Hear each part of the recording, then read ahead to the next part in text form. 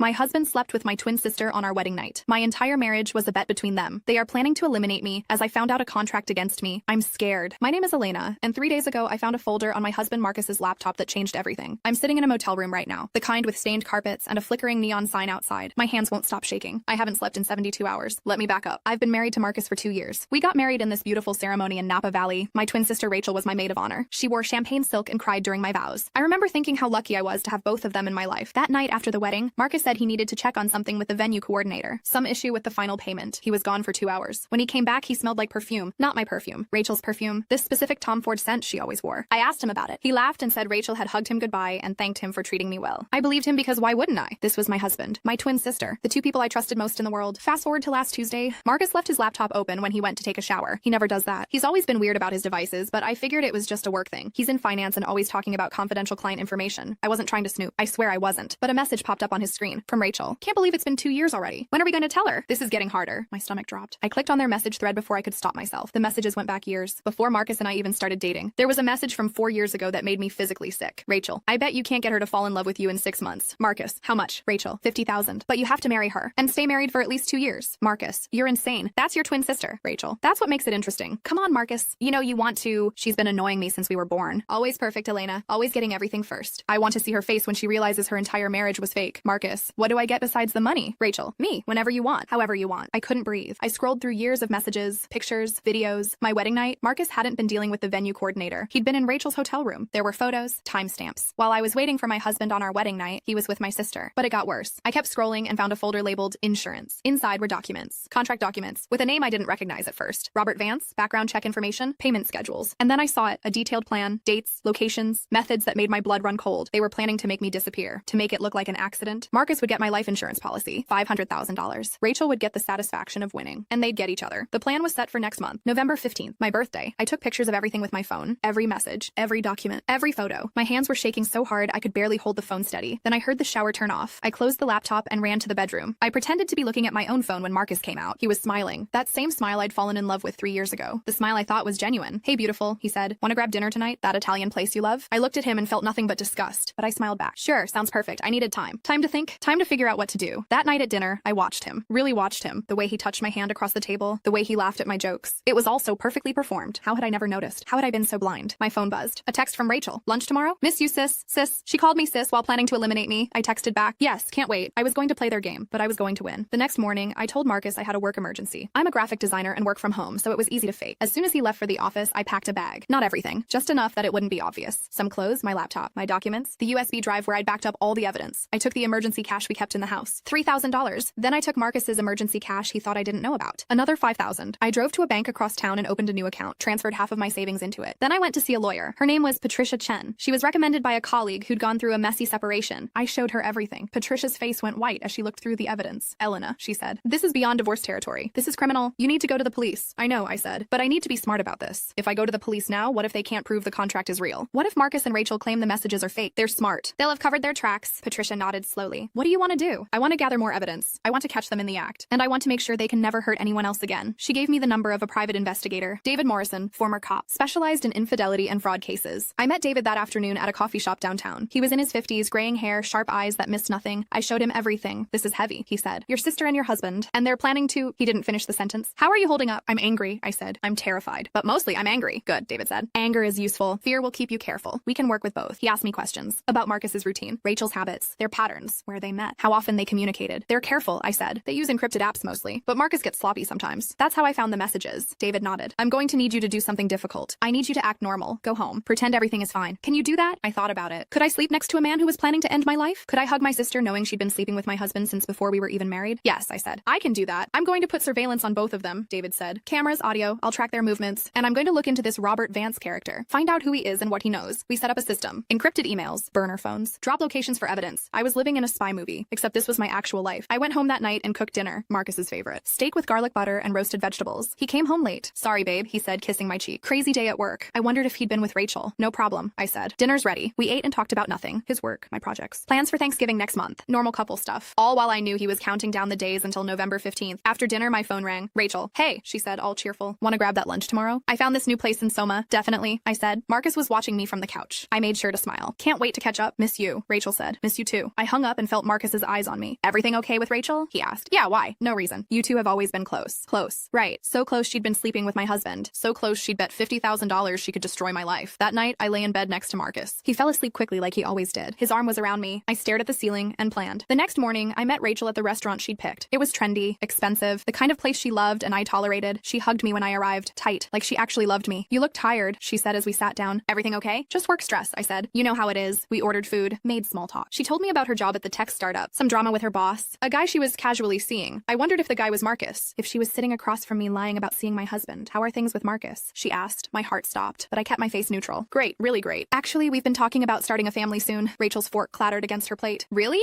Wow, that's big. Yeah, I said, watching her face. Marcus has been bringing it up a lot lately. He wants kids. Maybe 2 or 3. I was lying. We'd never talked about kids seriously, but I wanted to see her reaction. She recovered quickly, smiled. That's amazing, Elena. You'll be such a great mom. But I saw it, the flash of panic in her eyes, the way her jaw tightened. Having my baby would complicate their plan, make things messier. Good. My phone buzzed. A text from David. Got something? Meet me at the usual spot. 3 p.m. I finished lunch with Rachel, hugged her goodbye, told her I loved her. She said it back. I met David at the coffee shop at 3. He slid a folder across the table to me. Robert Vance, he said. Real name Roberto Vasquez. He's got a record, assault, weapons charges, did time in San Quentin, got out 2 years ago. How did Marcus find him? Through a guy at his firm. Apparently Marcus's company has some clients with questionable connections. He asked around. David showed me surveillance photos. Marcus meeting with Roberto at a bar in Oakland. Money changing hands, documents being exchanged. There's more, David said. I tracked Rachel's movements yesterday. She met with Roberto too, at a parking garage downtown. He showed me more photos, Rachel handing Roberto an envelope. They were both in on it, both actively participating. We have enough to go to the police, David said. This is conspiracy. Attempted murder. We can— Not yet, I said. I want more. David looked at me carefully. Elena, this is dangerous. These people are planning to harm you. The longer you wait— I know, I said, but I need them to incriminate themselves more. I need evidence that's so airtight they can't talk their way out of it. I need to destroy them completely. David was quiet for a moment. Then he nodded. Okay, but we do this my way. I'm putting a tracker on your car. You wear a wire whenever you're with either of them, and you check in with me every 4 hours. If I don't hear from you, I'm calling the police immediately. Deal. Over the next 2 weeks, I lived a double life. During the day, I was perfect wife Elena. I cooked. I cleaned. I made love to my husband even though it made my skin crawl. I smiled and laughed and pretended everything was normal. At night, I met with David. We reviewed footage. Audio recordings. Built an airtight case. Marcus got sloppy. He started making calls on his regular phone, talking to Roberto about the plan, about the timeline, about how it needed to look natural. Rachel got sloppy too. She called Marcus from the office. David recorded everything. They talked about what they'd do with my life insurance money, a trip to Bali, a house in Sonoma, how they'd wait a respectful 6 months before going public with their relationship. I listened to these recordings in David's office and felt something shift inside me. The fear started to fade. The anger crystallized into something harder. Determination. They're meeting tomorrow night, David said one evening. All 3 of them. Marcus, Rachel, and Roberto. At a warehouse in Richmond. I think they're finalizing the plan. I want to be there, I said. Absolutely not. Elena,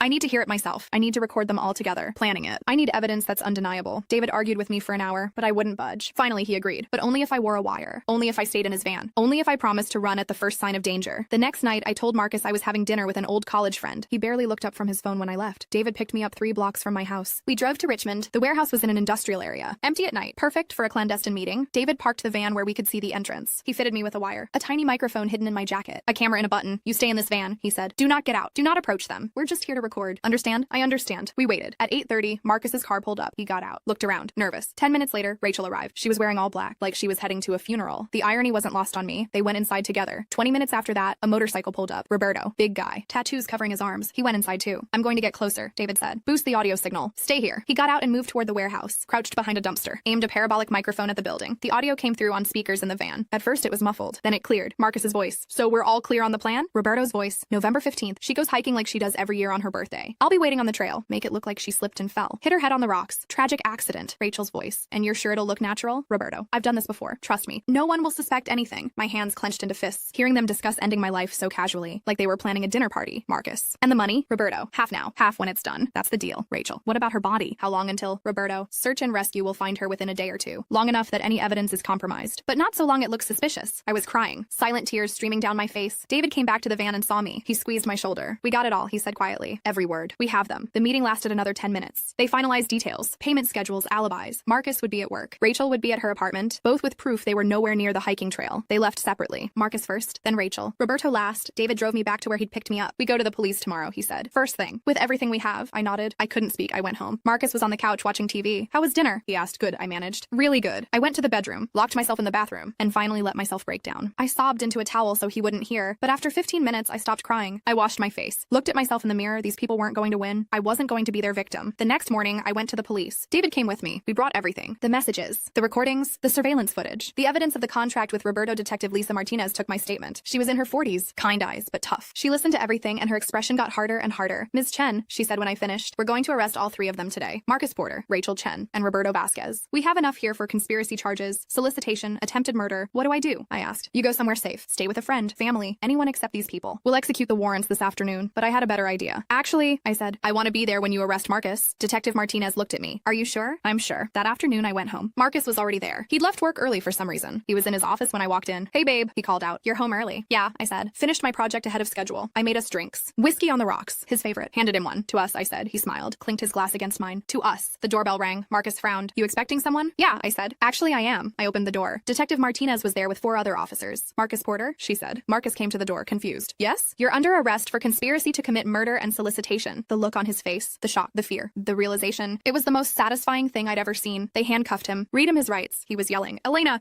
what is this? What's happening? I looked him in the eyes. I know everything, Marcus. The bet, the affair, the plan, all of it. His face went white. They took him away. Rachel was arrested at her office. Roberto at his apartment. All 3 were denied bail. Flight risks. Danger to the community. The trial took 8 months. It was brutal. Every detail of their betrayal became public. The media had a field day. Twin sister betrayal. Husband's deadly bet. The headlines were everywhere. My parents were devastated. They'd always favored Rachel growing up. She was the outgoing one, the fun one. I was the quiet one, the boring one. Now they had to face what their golden child had done. Marcus's family disowned him. His mother actually reached out to apologize to me. She cried on the phone, said she'd never raised him to be like this. The trial was in June. The evidence was overwhelming. The messages, the recordings, the payment to Roberto, their own voices discussing how to stage my accident. The jury deliberated for 3 hours, guilty on all counts. Marcus got 25 years. Rachel got 20 years. Roberto got 30. I sat in that courtroom and watched them get sentenced. Rachel cried, begged for mercy, said she was sorry, that she'd made a terrible mistake. Marcus just stared at me, cold, empty. I felt nothing for either of them. After the trial, I moved to Portland, started over, new city, new name, new life. But before I left, I did one more thing. I visited Rachel in prison. She looked terrible. Orange jumpsuit, no makeup. Her hair was cut short. She'd aged 10 years in 8 months. Why are you here? She asked when she sat down across from me. I wanted to ask you something, I said. Why? Why did you hate me so much? Rachel laughed, bitter. You really don't know? No, I don't. Because everyone loved you more, she said. Even though we were twins. Even though we were supposed to be equal. You were always the better one. Mom and dad, our teachers, everyone. You got better grades. You were more responsible, more mature. I was just the other twin, the lesser twin. So you decided to destroy my life? I wanted you to feel what I felt, she said. I wanted you to know what it's like to lose everything. You didn't take anything from me, I said. You revealed who you really were. And you revealed who Marcus really was. You actually did me a favor. Rachel's eyes filled with tears. I'm sorry. Elena, I'm so sorry. I was wrong. I was jealous and stupid and I don't forgive you, I said, standing up. And I never will. You made your choice. Now you get to live with it for the next 20 years. I walked out and never looked back. That was 3 years ago. Today, I'm sitting in my apartment in Portland. It's raining. It's always raining here, but I love it. I changed my name to Claire